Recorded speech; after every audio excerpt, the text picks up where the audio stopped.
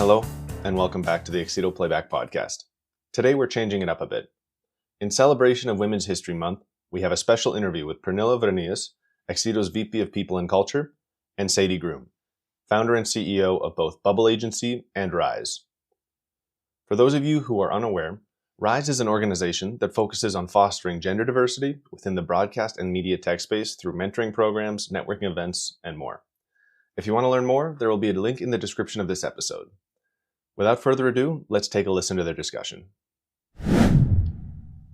So, hi, and welcome to this special episode of Playback celebrating International Women's Month. My name is Pernilla Wraneus, and I'm VP People and Culture at Excedo, and I will be your host for today.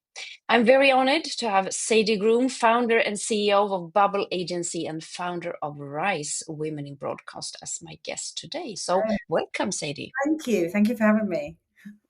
So you have an incredibly impressive resume. I looked it up at LinkedIn earlier. So could you please tell us a little bit about your background, yourself and your work, what you're doing? Sure. So I'm defined by the saying, give a job to a busy person.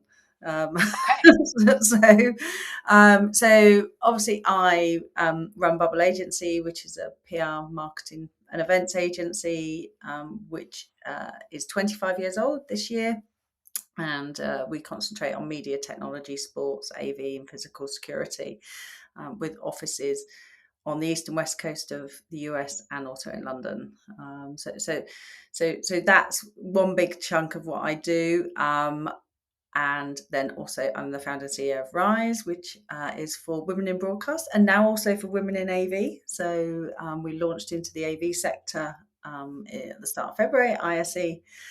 And I also have numerous board roles. So I'm on the board of the DPP and I'm on the board of a university in the UK as well. Oh, impressive, impressive. How do you find the time? But So we can go into that. but how did your career begin? Was there any personal decision, external influence, or any sort of factors that took you to Yeah, where you are today? yeah. I mean, I started my first business when I was 9.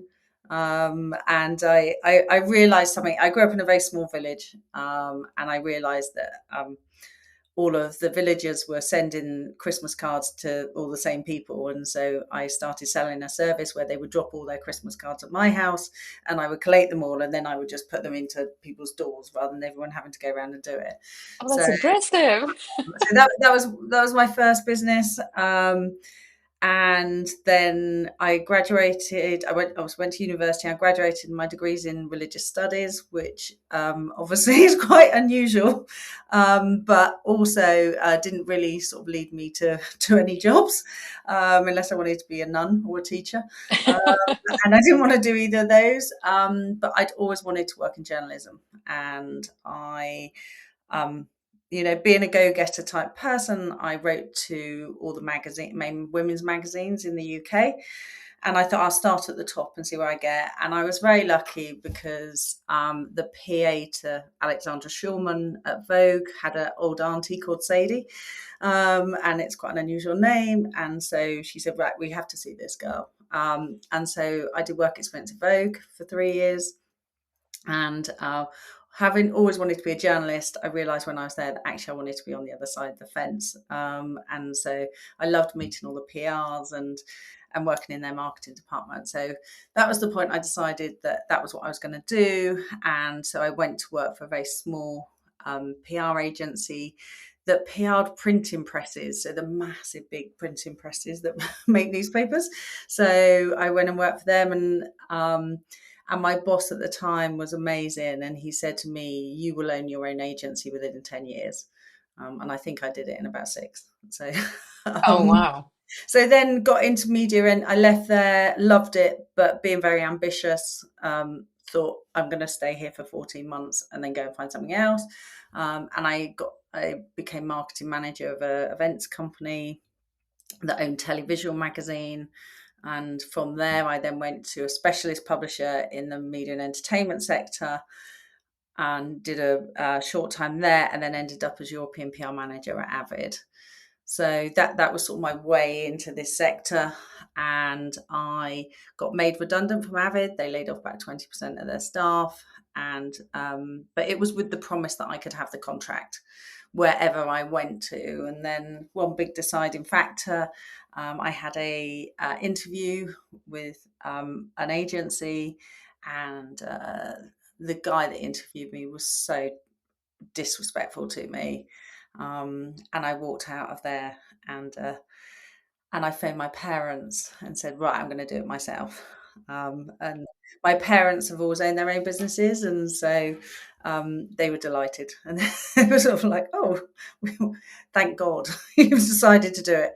And I was 26, and I had the promise of a contract from Avid, but didn't actually get it for about 6 months. So I had to go and find other clients, and yeah, and 25 years later, we're still here. It's been it's been ups and downs, but yeah, we're still here. But of course, with an extreme like self-drive, of course, what I can hear. Yeah. And you said like defining factor, one disrespectful person, but also some supporting people around you. Do you see any pattern in that sort of support system that throughout your career? Yeah, I mean, you say the word support, and people are always saying to me, "Oh, I don't know how you do what you do." And I have a great support network. I have a PA.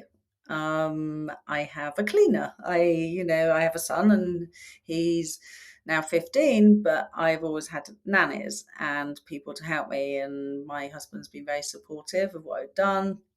Um, and so that, and I've got very supportive friends, and the mum friends when you go, oh, I'm still in a meeting, I need you to pick somebody up, and those sorts of things. So I've always really appreciated my support network. And it's been a really important part of enabling me to do what I want to do. And then secondly, I've had an additional support network, which I've always had. Well, probably from about having the business for about 5 years, I've always had a mentor, or I've had a coach, or an advisory board for my businesses. And so that brings that additional support, which is crucial. I couldn't do everything I do without having those people in my life. Mm, mm. And I, maybe also the reason why we're having accelerate action as this year's yes, theme, because yeah, we haven't come so far yet. yeah, exactly. And there's an amazing book, I talk about it all the time, and it's called Rocket Fuel. And you do a test before you read the book, and you're either a visionary or an integrator. If you're an integrator, the book's really not for you. It's a tiny book because it's for visionaries, and we all have very short attention spans. And it's like, okay, you need an integrator. If you are, I mean, I think I was 98% visionary. My MD is like 90% integrator. And I think there's a whole thing about realizing who you are and what your strengths are. And I come up with a million ideas a week. And my team are there, who are mostly integrators and not all like me, to say, right, okay, we can do this one, or this isn't going to work, or just, okay, well, let's try it, but this is how we're going to make it work, because I'm typically off on my next idea by then. Mm, mm.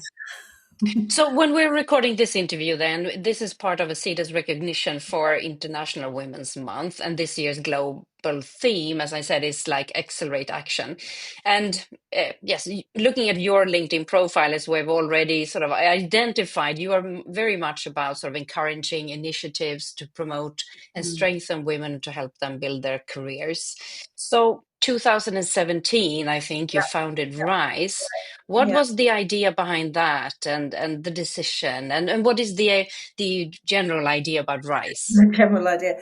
I had when I had my son, say 15 years ago.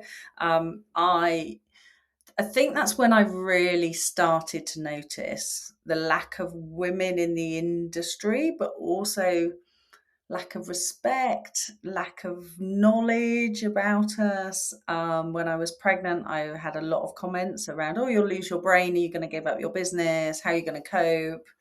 those sorts of things. And so I joined the board of Women in Film and TV. Well, I got involved with Women in Film and TV first, and then joined their board. And I noticed that they are a fantastic organisation, but there was no focus on anyone in tech, the tech part of TV and film. And our board meetings were the same time as IBC and NAB. So I was like, okay, this is weird. So I went to them and said, look, can I run a pathway or something on the women in the technical side? And they just weren't interested. And so that was how Rise came about, because I think and also at the same time, somebody from IBC had approached me, and they'd seen the work I was doing, Women in Film and TV, and said, I think our visitorship for women is at about 7-8%. What can we do with this? And so I did say, originally Rise was called something else. And then I've just made the decision to do it. There were a few factors. A couple of men said some things, and I was like, right, I'm definitely going to do it now. But what we did when we started, or when I started it was I got some data. And, I had the data from IBC, went to NAB, got similar data. It's a bit higher, the figures, but not much. We did a count of how many female CEOs there were in the industry. And at the time, it was 1.18%. I remember when the CEO of EVS, who was a woman, which still is, when she left, I was devastated, because I was like, no, that's going to bring my figures down even more. Rise was about, and still is, it's about connecting women, empowering them. It's about giving them profile, training them, building a community. It's all of those things. It's, and then I've always said that we would never change anything until men are involved. And so that was a real big part of Rise, and it always has been and always will be, that we are not a bunch of women drinking champagne moaning about men. No. And that was not what I wanted.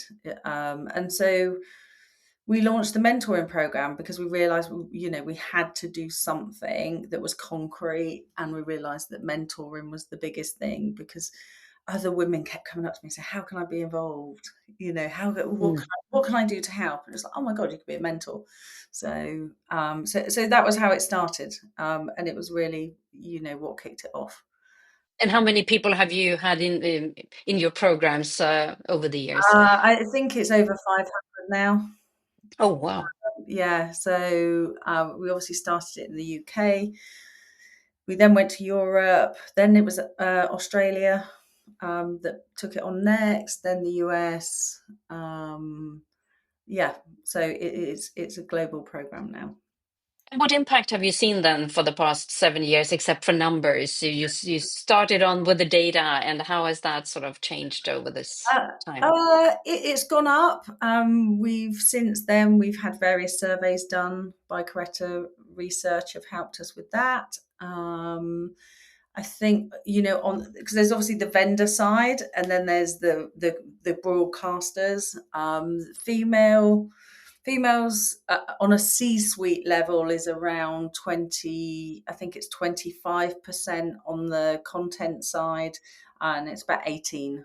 That's over the whole of the C-suite. And it's about 18 on the vendor side.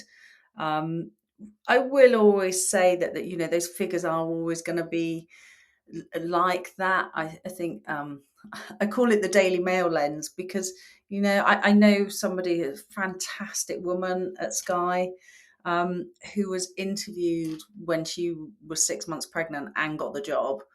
But I think if you went into some of, I would say, the more traditional vendor companies, they would never do that. I think, and I think, that they don't have HR departments. They're not as aware of DEI as they should be. And that, that's obviously what Rise is there to do as well. I've also been in the tech industry for many, many years, and we've talked about sort of increasing the numbers to 30-40%. We are still at 25 years later. So what do you see? What can employers do more practically to empower, enable women to take on more senior positions and leadership roles? I think, like anything, it's a number of things. I think it's educating the men and other women, actually, to be honest, within the company. You know, one of the things that doesn't get talked about enough is the thought that there's only one seat for a woman at a table, so you're going to fight over it.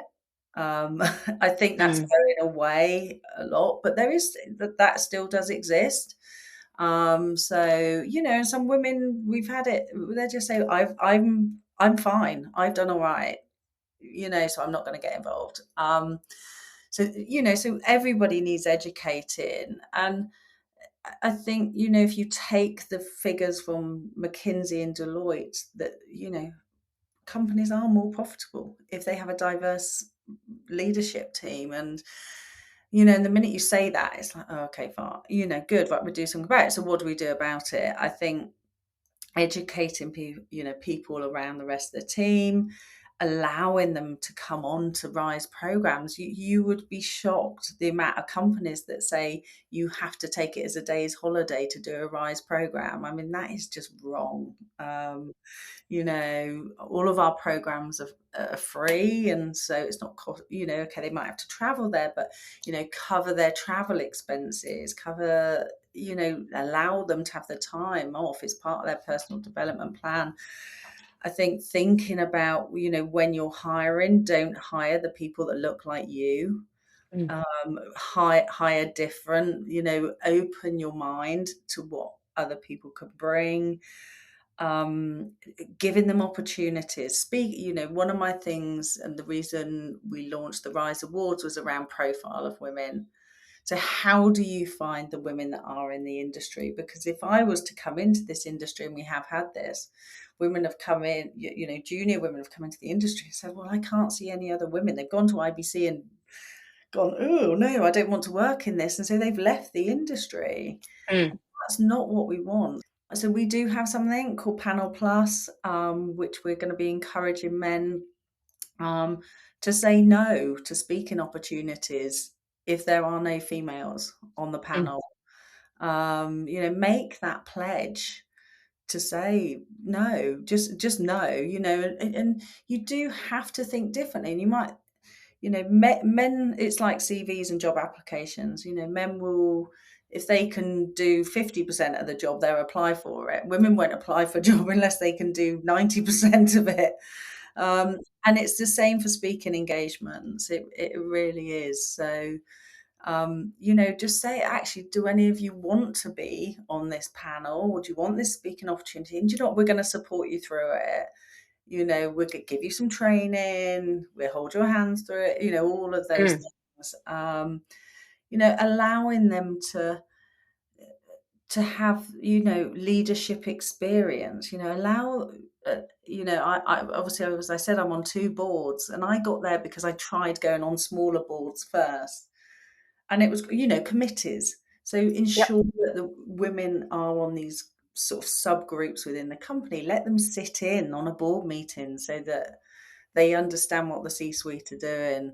And I think it's really about, you know, showing them role models, you know, and obviously that's where the mentoring program comes in so well, because, you know, they won't just meet their mentor, they meet lots of other mentors as well. Mm. So this connects very well to my next question. And as we are recording this, there is a widespread discussion around the globe about the DEI initiatives. Lots can be said about that, and also diverse hirings in particular. And the discussion is really about having diversity on one side and meritocracy on the other. So as they are opposites. Exactly. What's your view on this topic? And if I, as an sort of an employer, is and believe in diversity as a strength, how do I talk about these things? What would you recommend? How? What would I recommend? I think, you know, the first thing I would say is if you get anyone, the term like DEI is bandied around, actually get someone to say, I do not believe in diversity, equality, and inclusion. They say it out loud, not the abbreviation, the actual meanings of the words. Then it really gets people to think about what they're saying. So I think that's the first thing. Is it a US issue only? Maybe, maybe not. Apple have come out and made a really strong statement, that they will not change their values because of this, and I think it's one of the things that I've always said, and I did a talk to 400 men once, and I could see that they were all about to leave because, they said, Sadie is now going to come up and talk about DEI. And I just said to them, sit down and put your hands up if you have a daughter or a niece. And that is when things start changing. And I think, you've got to, this is an issue for everybody. If gender parity will not be, we won't reach full gender parity until 2158. 2158. Okay. 2158. So, it's going to take 5 generations at the current pace. That's too long. It's too long. So what can you do? You can get, it's getting involved. And making that extra time. We're all busy, but making that extra time. And I think, we have numerous examples at Rise of women that have not just changed their careers, but changed their lives because of what we've given them and the tools that we've given them. And they've gone on to succeed, and they've gone on to, be promoted and change jobs and had the confidence to be on panels and all of those things. I think what you said about sort of asking men to raise their hands, or asking people to raise their hand and saying if they have daughters or nieces or sisters, I think that's very powerful, and that comes then back to being role models, or providing role models, and we at Acedo, we believe, we share your belief in Rises, with that mentorship is a great way of doing this. We have internal mentorship programs and so on, but what do you think is a good mentor, a great mentor? What sort of skill sets or capabilities is needed? I think somebody that listens. And I think the first thing to say actually is everybody needs different mentors. We match, our mentoring matching is done very carefully. We're very selective, and I think it's worth adding that we do have male mentors. So women can choose if they want male or female. And that's a really important thing to do. I think they have to be able to listen. I think that they have to want and be able to give examples. So they can't be a closed book. They have to be able to pull in from their work experience and their life what they have done. And because if they're not willing to share that, we all learn through stories and analogies, really. And so, you need somebody who's prepared to share that. I think somebody that's willing to open their black book. I did some mentoring training once, and they said, whatever you do not open your black book. And I'm like, this is rubbish. I am going to give this person every contact I can to progress their career. So they've got to be willing to do that. I think that, at Rise, we do mentoring training for anyone when they start. And so, one of the key things is, you've got to find out what it is that person really wants to get out of this. And it might not be the first thing that they say, but you've got to build that relationship and that level of trust. And sometimes I think that's quite hard, because a lot of people that when speaking about sort of what would you like to get out of this, or what would you like to do, what's your next step, and they said, I really don't know. Exactly. You tell me. You tell me, like, and so how do you handle such a situation? What do you do then as a mentor? I think, you go through the details. Are you, I always think a really good exercise to do is around, and I do this a lot. It's like, what do you want a day in your life to look like? And what do you want a week in your life to look like? Do you want to go to lots of events? Do you not? Do you want to do this? Do you like having all these meetings with your boss? Would you rather the meetings with this? Would you rather the meetings with that? Would you rather have, more time with other people? Would you like to work in a different team? Do you want to experience, and we've put women through the Rise mentoring program, not many, but we have had some that have left the industry because they've gone through this development and they've just, we had somebody that works for Bubble who went through it and is now a dog walker. I mean, and that was her passion. And I think I think you have to build that trust and that relationship to get the most out of people, and it will come. And because we match people very carefully, I think we tend to know, who's going to be good for that person. Good advice. Good advice. The trust is it's a trust issue, I think. So, and with that, we've come to the end of this podcast. Thank you, Sadie, for joining, for sharing your tips and tricks and all your knowledge and experiences. It has been a pleasure. No, it's been an absolute pleasure. Thank you. And if anyone wants to get in touch or talk about Rise, then I'm all ears. That's all for this episode of Playback. Thank you for listening. As always, if you have any questions or you'd like to reach out, feel free to send us an email at playback.podcast@excedo.tv or shoot me a message on LinkedIn. If you'd like to learn more about Sadie or Rise, a link to their website will be in the description of this episode. That's all for this time. Thanks.